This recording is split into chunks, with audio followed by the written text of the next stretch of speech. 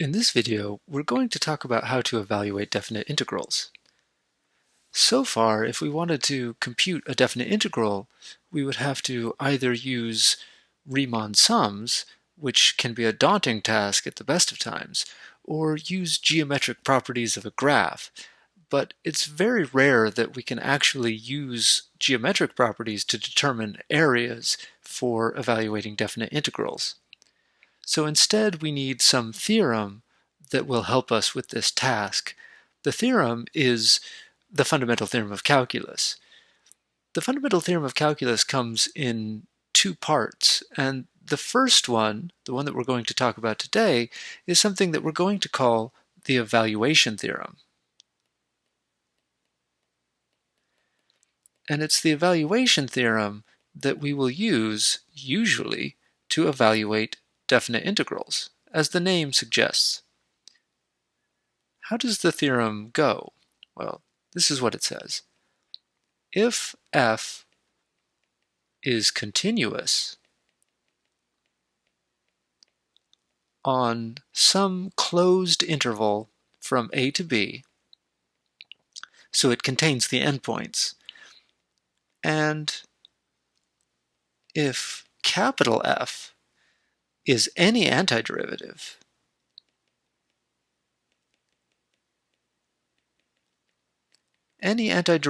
of little f at all on this interval,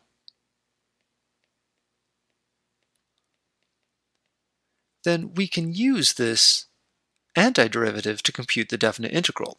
And the way that we can do it is we say that the definite integral from a to b of little f of x dx is equal to capital F at b minus capital F at a. So in other words, the evaluation theorem tells you that if you want to compute a definite integral, the way to do that is to find an antiderivative and then compute the net change over the interval. That's what this quantity is. It's the net change in capital F of x over the interval from a to b. Now you might wonder why this is true. Rather than proving it, we can get the idea for why this is true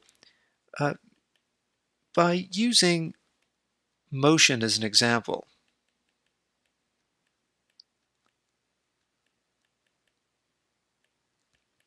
This is the idea of the proof. Suppose that v of t is the speed at time t. Then what we saw is that the definite integral from a to b of v of t dt is equal to the distance traveled.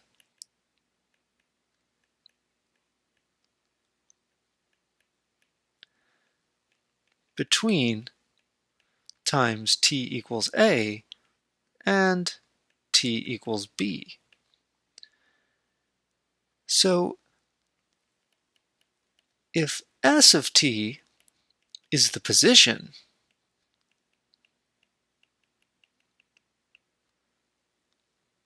at time t, then because v is the speed, s of t is the distance traveled.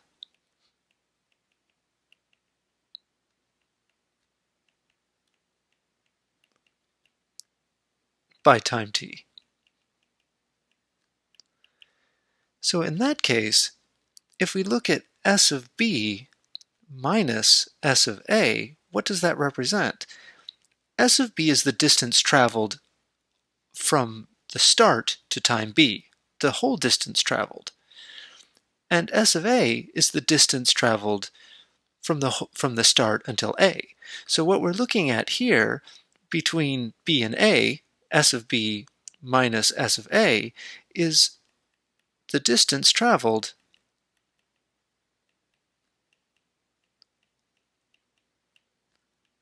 between time a and time b. If you think about it in terms of a picture, let's draw a line. And we're imagining that we start here. Then after some certain period of time, we've gone here at time t equals a. So this is the distance traveled, s of a. And over here, let's say this is where we've traveled at time t equals b. Well, this whole distance is s of b. So right here, this is not the timeline, this is the distance traveled.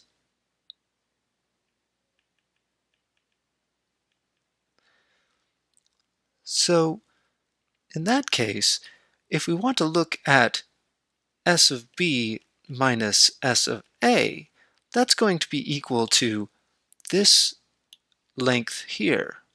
So this is the distance traveled between time equals a and time equals b. So this is the net distance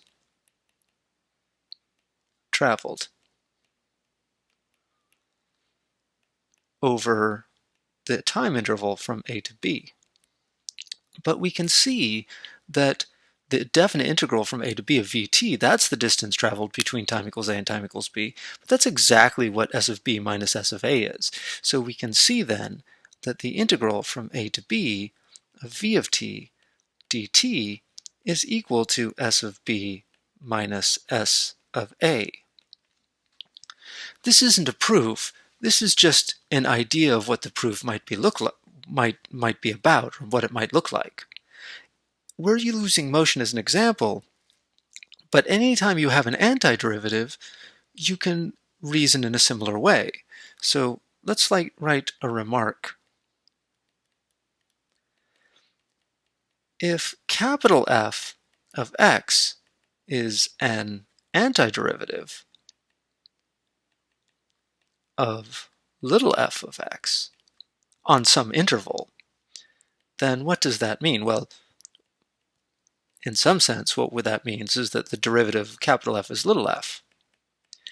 But in another sense, what that means is that if f at x measures a quantity,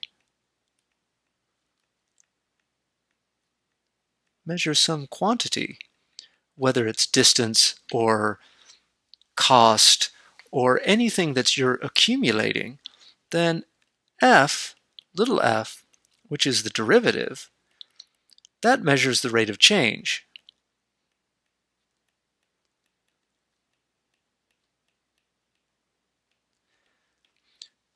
So that's the instantaneous rate of change. So if we look at the definite integral from a to b of little f of x dx, what does this mean? Well, we remember that this definite integral is really a Riemann sum, or at least it's the limit as n goes to infinity of a Riemann sum, where, let's say, k equals 1 to n of f at xk times delta x. But what are these quantities? Well, this delta x, remember, this is a small change in x. So this is a small change in x. So for example, if x is measuring time, it's a small, so let's say example, small change in time.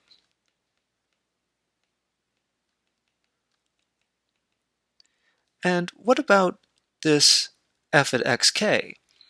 Well, we saw already that this is the rate of change, the instantaneous rate of change, because we know that f, little f of xk is equal to capital F prime of xk. So this is the rate of change on some interval. Remember, the idea is that you have some number line, and you've divided it up into a bunch of little pieces. And if this is the kth interval, then let's say that this length is delta x, and you're going to pick some point here on your kth interval,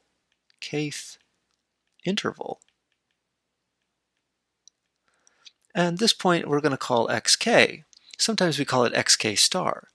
But the idea here is that if you evaluate little f at that point, that's going to give you the instantaneous rate of change.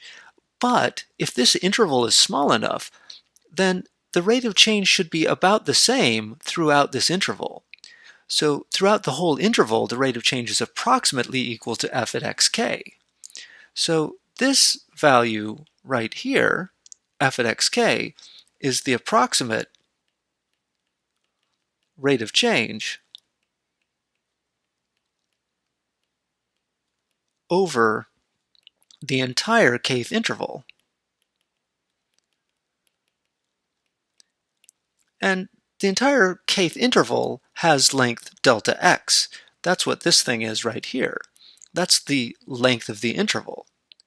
Length of interval. That's our delta x. So each one of these, f at xk, delta x, if you look at that and you multiply that together, you're looking at the rate of change over a small interval times the length of that interval. So this is going to give you the change, the cumulative change over the small interval, over the kth interval. Now, when I say the change, it's the change in what? It's the change in capital F of x. It's telling you how capital F is changing over that small interval. So if you add them all together, the sum k equals 1 to n of f of xk delta x, this is going to be equal to the approximate change in f of x over all of these little intervals. So if you add all of those together, it's going to give you the approximate change in f over the entire interval from a to b. It's the approximate change because we're looking at this Riemann sum. But if we take the limit as n goes to infinity of this Riemann sum, k equals 1 to n, f of xk delta x, now we're assuming that everything's continuous here, or continuous enough, maybe there are a finite number of jump discontinuities, then this is going to equal the actual change. The actual change in capital F of x over the interval from a to b. Well, what are these things? Well, the thing on the left is the limit of a Riemann sum, so that ends up being our definite integral from a to b of f of x dx. And the thing on the right is the change in f. So that means you measure what f looks like at b, and you measure what it looked like before at a, and you compute the difference. And there you have exactly the evaluation theorem. Again, this isn't a proof, but it gives you some idea of why it's true. Okay, so now we have some idea of why it's true. Let's actually use it. Let's do an example. So the first example we want to do is we want to evaluate a definite integral. And the definite integral in question is the integral from 0 to pi of sine of x dx. Now, if you graph sine of x dx, what's it going to look like over this interval? It's going to look something like that. Well, maybe not quite like that. More like that, where this is 0 and this is pi. So this definite integral is going to give you the area of this region here. The definite integral from 0 to pi sine of x dx. This is a worthwhile thing to compute because that's not a circle, that's not a parabola, that's an interesting shape that we don't know how to compute the area of. Well, now we do. We can do it using this definite integral, and we can evaluate this integral using the evaluation theorem, because all we need is an antiderivative. The integral from 0 to pi sine of x dx is going to equal capital F at pi minus capital F at 0. And all we have to do is figure out what capital F is. capital F of x, of course, is some function and its derivative is sine of x. Well, actually, we know an antiderivative for sine of x. So capital F of x is going to be equal to the opposite of cosine of x. That's one antiderivative, and any antiderivative will do. So let's plug it in. So we're going to have the definite integral from 0 to pi sine of x dx is equal to minus cosine of pi. That's capital F at pi. And we're going to subtract from this minus cosine of 0. That's capital F at 0. So what is this going to be? It's going to be equal to, well, minus cosine of pi. Cosine of pi is negative 1. So this is going to be minus a negative 1, which of course is positive 1. Minus, and here we have minus cosine of 0. Cosine of 0 is 1, so that's a minus 1. If you work all this out, minus a minus 1 is plus 1, minus a minus 1 is 1 plus 1 is 2. So that tells you that this area is 2. So we were able to compute quite easily, at least compared to computing Riemann sums and approximating the area using the evaluation theorem. I used an antiderivative. I let capital F of x be equal to minus cosine of x. But I could use any antiderivative. So note, this would give the same answer for any antiderivative of sine of x. We can write down any antiderivative, capital F of x, as minus cosine of x plus some arbitrary constant. We get all of the antiderivatives that way just by choosing different values of c. And if I compute the definite integral from 0 to pi of sine of x dx using this capital F minus f at 0, I'm going to get the same thing. And why is that? Well, the first one is minus cosine of pi plus a constant, and then it's going to be minus, and our second f of 0 is going to be minus cosine of 0 plus c. So notice here, of course, cosine of pi is minus 1 again, and cosine of 0 is 1. So you end up with minus a minus 1, which is 1, plus a constant, then it's minus, and then you have negative 1 plus c. But it's minus in the middle. So you have 1 plus c minus a minus 1 minus c. So the constants cancel, and you just end up with 1 plus 1 is 2. So it doesn't matter which antiderivative you pick, those constants, that plus c, is always going to cancel out, and you're always going to get 2. Let's do another example. So for this example, we again want to evaluate a definite integral. In this case, it's going to be the integral from 0 to 4 the square root of x dx. This one is interesting to us because it answers a question we asked before, which is how to find the area of a parabola. If I graph the square root function, like so, it looks something like this. This is the top half of a parabola opening to the right. The bottom half we don't draw in usually in this case, but just to get some idea of what parabola we're talking about, it looks something like that.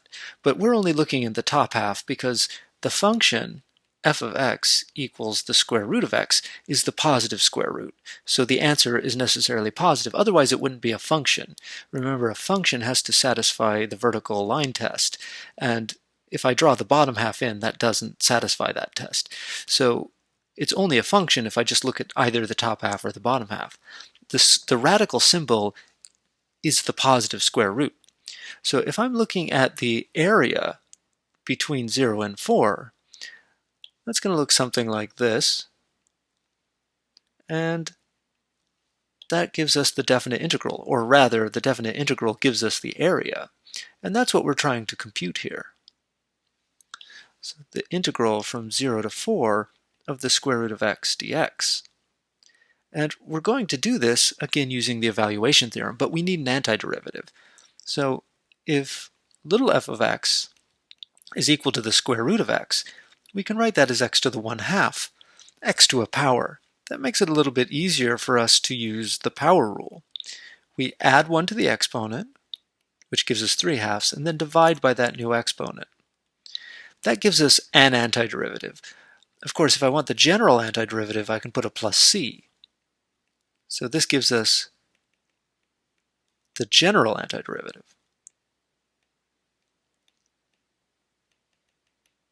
Now, we don't need the general antiderivative. We just need one antiderivative. So we ignore the plus c. We can, of course, rewrite this as 2/3 x to the 3/2. And that's our antiderivative that we're going to use. So the definite integral from 0 to 4 of the square root of x dx is equal to capital F at 4 minus capital F at 0. Capital F is this function right here, 2/3 x to the 3/2. So it's 2/3 4 to the 3/2. That's a little bit sloppy. 3/2 minus 2/3 0 to the 3/2. Well, 0 to the 3/2 is going to be 0, so that term just goes away. What about this term? This is 2/3 times 4 to the 3/2, which is like saying the square root of 4 cubed. The square root of 4 is 2, so this is 2 over 3 times 2 cubed, which is 2 to the 4th over 3, and 2 to the 4th is 16, so this is 16/3. So that tells us that the area underneath the square root function from 0 to 4 is 16 over 3. Let's introduce a little bit of notation here, just to make these sorts of things easier to write down. The notation that I want to write is a shorthand for the net change, f of b minus f of a. I'm going to write this as f of x, then I'm going to write a vertical bar, and at the bottom I'm going to write a, and at the top I'm going to write b. It might not be immediately clear why this is useful, but once you start evaluating definite integrals using the evaluation theorem, it immediately becomes helpful. So in our example that we just did, I don't need to actually write down the letter capital F at any point. I start with the integral from 0 to 4, square root of x dx. And maybe I write it as x to a power, x to the 1/2 dx. Now, rather than going off somewhere and saying f of x is equal to blah, blah, blah, don't even bother with that. Instead, what we do is we just write down the antiderivative, x to the 3/2 divided by 3/2, and then I evaluate that with the lower limit 0 and the upper limit 4, like so. So I don't actually have to write out capital F. This thing, of course, is 2/3 x to the 3/2 from 0 to 4, which then we can write out in the way that we did before. 2/3 times 4 to the 3/2 minus 2/3 times 0 to the 3/2, and so on. In our first example, we had the integral from 0 to pi, sine of x dx. So if I want to evaluate this using the evaluation theorem, I need to write down an antiderivative, minus cosine of x. That's one antiderivative. And I'm looking at the net change from 0 to pi, which is minus cosine pi minus a minus cosine of 0, and so on. So this is just a little notation that is a shorthand that makes it a little bit easier for us to write. In order to use the evaluation theorem, it's necessary for your function to be continuous. However, if your function has at most finitely many jump discontinuities, you can still use the evaluation theorem provided that you modify it just a little bit. To make it clear, let's do another example. So for this one, we want to compute a definite integral, and let's say that this is the definite integral from 2 to 5 of some function f of x dx. Well, of course, we need to know what that function is. So f of x is going to be piecewise defined. So let's say that it's x squared if x is less than 3, and let's say that it's e to the x if x is greater than or equal to 3. This function is not continuous at 3. It's continuous everywhere else, but it has a jump discontinuity at x equals 3. Let's write that down. Jump discontinuity at x equals 3. However, we can still make use of the evaluation theorem. We just have to take our integral and rewrite it in two parts. So the solution here is to start with your definite integral from 2 to 5, and just write it as two integrals. One goes from 2 to 3, f of x dx, and then the second integral goes from 3 to 5, f of x dx. So on the interval from 2 to 3, our function is a continuous function. It's x squared on that interval.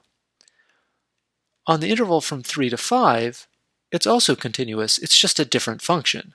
There it's e to the x.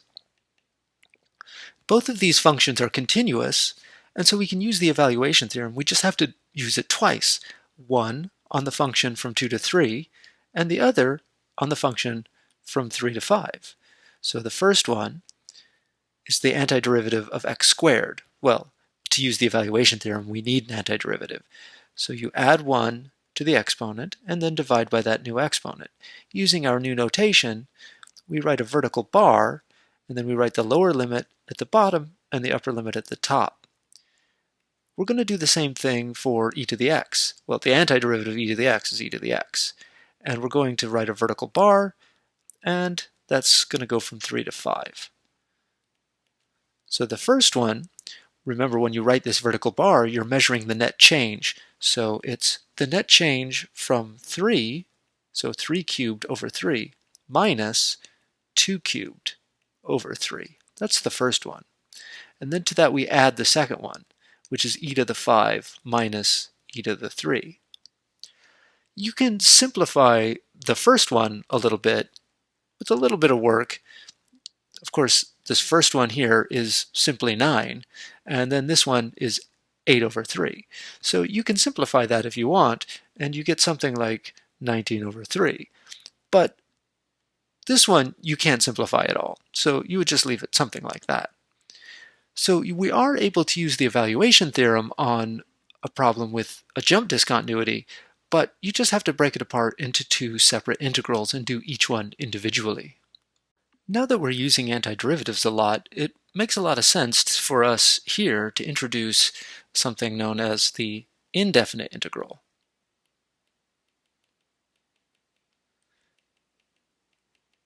We already know what a definite integral is. What is an indefinite integral? Well, actually, an indefinite integral is just another name for the general antiderivative. So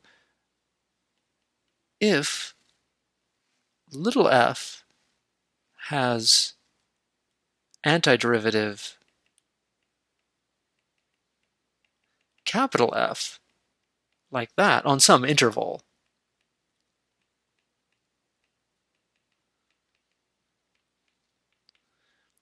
we denote the general antiderivative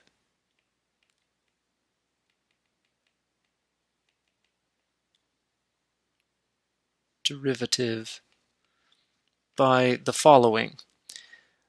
So we use the integral symbol, but we don't write a and b. We don't write the limits of integration. You just write the integral symbol. And then we write f of x dx. And this is going to be equal to capital F of x plus c. So here, this object on the left, the integral from f of x dx, this is what we call the indefinite integral.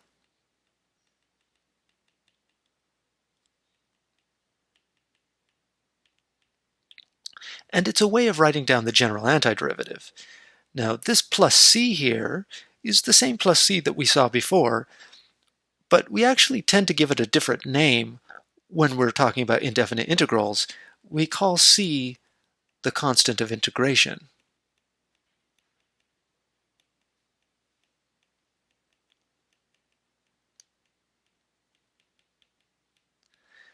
This notation is helpful for us when we're computing definite integrals in the same way that the notation we introduced for net change is helpful.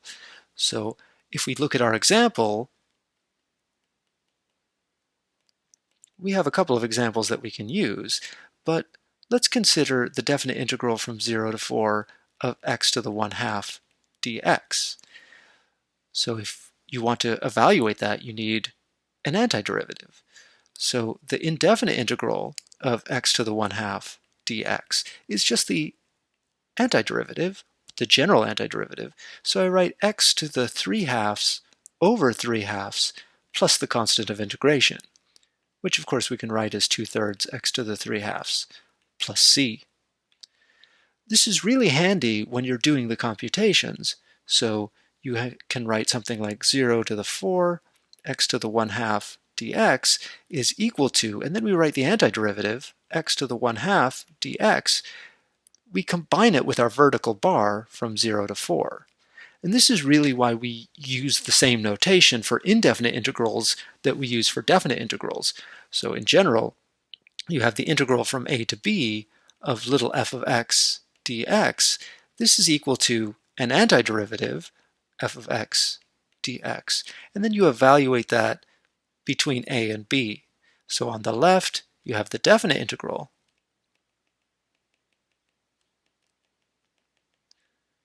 And on the right, you have the indefinite integral.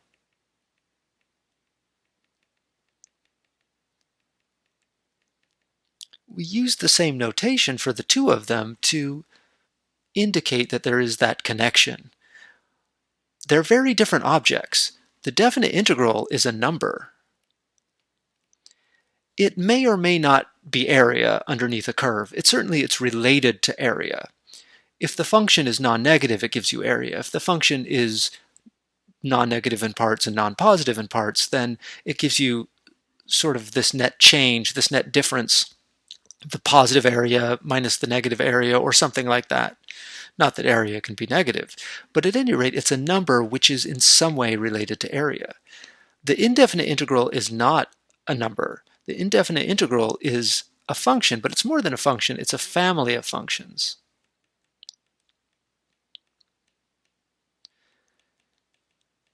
Because it's capital F at x, which is the antiderivative, plus a constant, where this constant is an arbitrary constant.